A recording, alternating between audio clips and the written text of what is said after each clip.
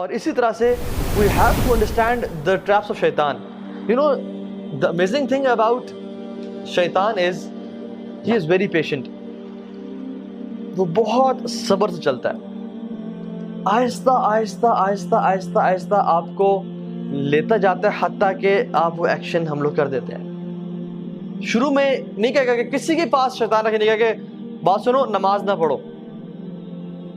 بات سنو زنا کرو, کبھی نہیں کہے گا. کیا بولے گا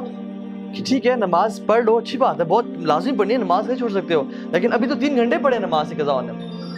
ابھی تو تم یہ گیم کھیل لو یا اس دوست سے فون میں بات کر لو, وہ جو تمہارا کام ہے پریزنٹیشن بنانی ہے وہ کر لو, بعد میں پڑھ لینا, ٹائم ہے ابھی. اور آپ کام کرنا شروع کرتے ہیں اور گھنٹے بعد آپ کو یاد آتا ہے کہ نماز رہتی ہے. پھر آتا ہے کہ نماز پڑھو گے تم, چھوڑنے کا تو سوال نہیں پیدا ہوتا, لیکن پہلے یہ کام کر لو, پہلے اس دوست سے کال کر لو, یا پہلے یہ چیز کر لو, تمہارا ہوم ورک رہتا ہے یا تمہارا یہ پروجیکٹ رہتا ہے, اس پہ تھوڑا کام کر لو, اور آرام سے فری ہو کے دل کی تسلی کے ساتھ فوکس ہو کے نماز پڑھنا. تو آپ کو اس نے کیا کہا کہ پرائورٹی تمہاری یہ ہے, جب فری ہو جاؤ گے پھر نماز پڑھ لینا, اور آپ اس میں انوالو ہوئے حتیٰ کہ 2 گھنٹے گزر گئے اور آپ کو اچانک سے یاد آیا کہ اوہ نماز چلی گئی. اور پھر آتا ہے کہ آپ کیا قضا پڑھو گے تم,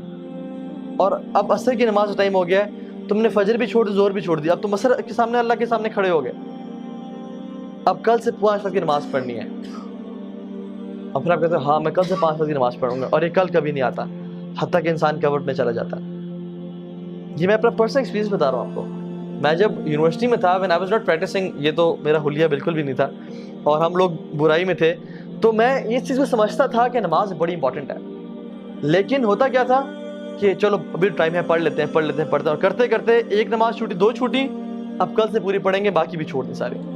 اور کل اگلے دن صبح اٹھے ہی 8 بجے, او فجر گئی, اور جب فجر گئی تو پھر اب کل سے 5 وقت کی پڑھیں گے.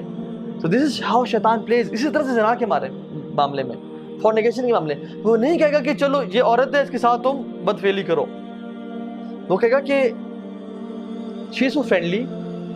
اور کتنا برا لگے گا کہ تم اتنے روڈ بن کے رہو اس کے سامنے, اور کسی کا دل دکھانا کوئی اچھی بات ہے, تو اسے حال چال تو پوچھو, صرف کام کی بات, یہ تو بدتمیزی ہے. اور وہ کرتے کرتے آپ کام کی بات پوچھیں گے, باتیں کرتے کرتے فیلنگز ڈیولپ ہونا شروع ہو جائیں گی, اور آپ کے ذہن میں بہت سارے خیالات اس کو حسین کر کے, حدیث میں کیا آتا ہے, اللہ اکبر, اللہ کے نے فرمایا کہ شیطان نامحرم کو تمہارے ذہنوں میں حسین کر کے پیش کرتا ہے. وہ اتنی خوبصورت ہوتی نہیں ہے جتنی وہ خوبصورت کر کے تمہارے سامنے پیش کرتا ہے, حتیٰ کہ انسان فینٹیسائز کر رہا ہوتا ہے کہ یار سبحان اللہ کیا بہترین نیچر ہے اس کی, کیا خوبصورت ہے یہ, کیا اچھی عورت ہے یہ, اتنی ہوتی نہیں ہے. تو شیطان اس کے بارے میں وہ کر رہا ہوتا ہے, حتیٰ کہ آپ کے دل میں اس کے لیے پیار محبت ڈیولپ ہو جاتا ہے, and you die to meet her. اور جب آپ میٹنگ کرنے جاتے ہیں تو آپ کو نہیں کہتے, تم نے تو یہ چیز ذہن میں نہیں ہوتی کہ تم نے اس کے ساتھ برا گناہ کرنا ہے, بس ہوتا ہے کہ we'll just meet, I'll just see her, I'll maybe propose her or something.